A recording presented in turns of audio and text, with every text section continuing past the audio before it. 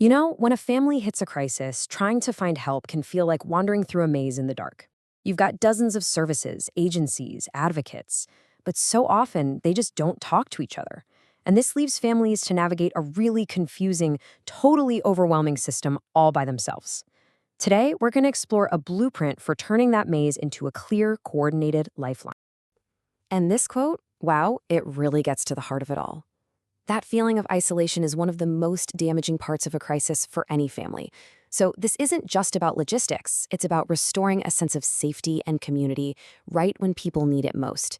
It's about moving families from just surviving to actually being able to heal. Okay, so let's dive into that. That's the big question, isn't it? How do you get completely different organizations? We're talking schools, legal aid, mental health providers, all on the same page, working from the very same playbook.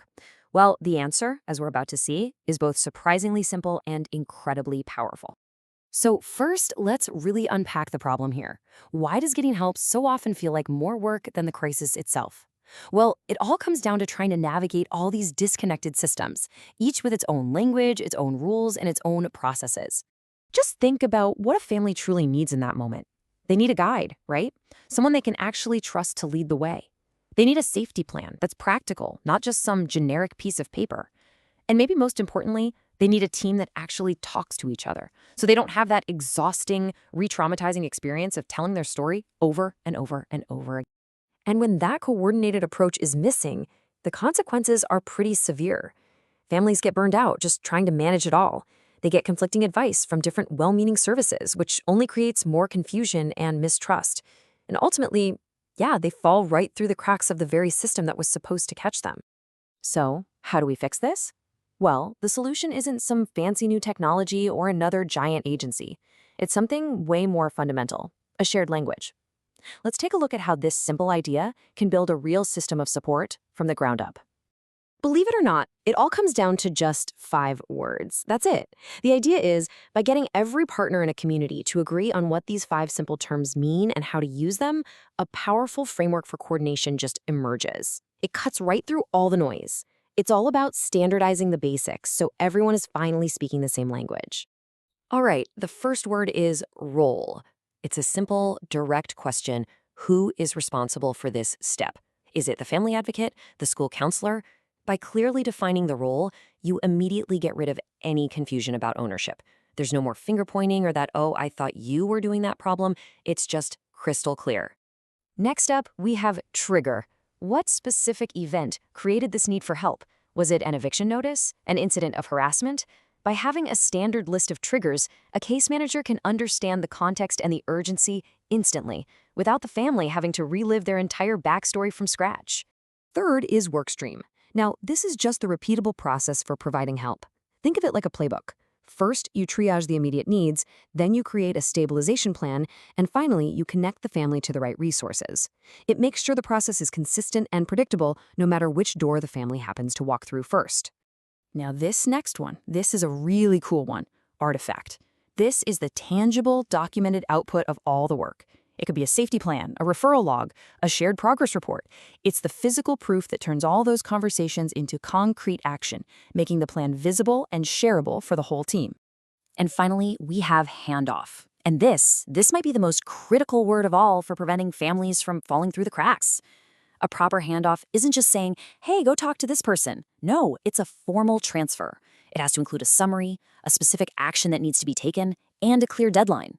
It creates a closed-loop system where absolutely nothing gets lost.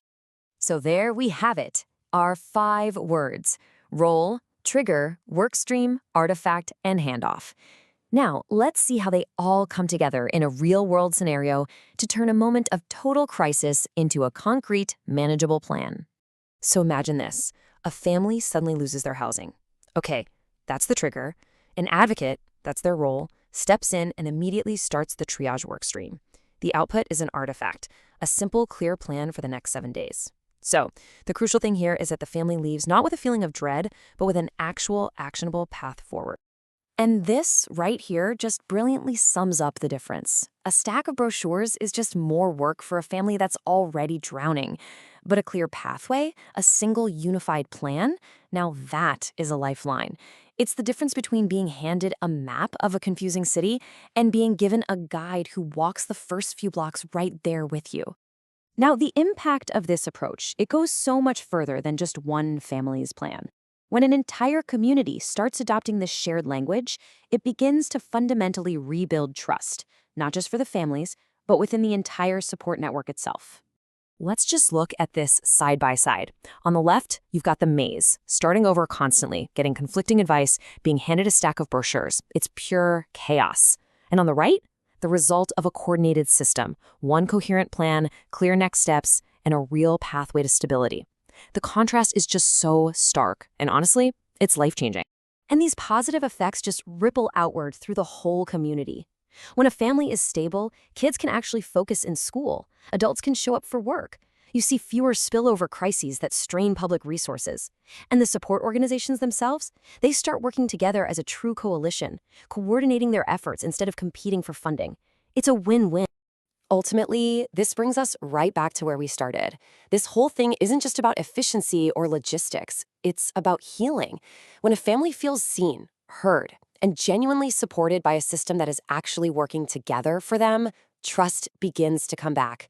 Trust in the system, trust in their community, and maybe even trust that things can really get better. So it really leaves us with this final thought. This model is more than a blueprint for coordination. It's a blueprint for care, for clarity. So what would our world look like if every community had a blueprint, not just for providing services, but for actively rebuilding trust, one family at a time?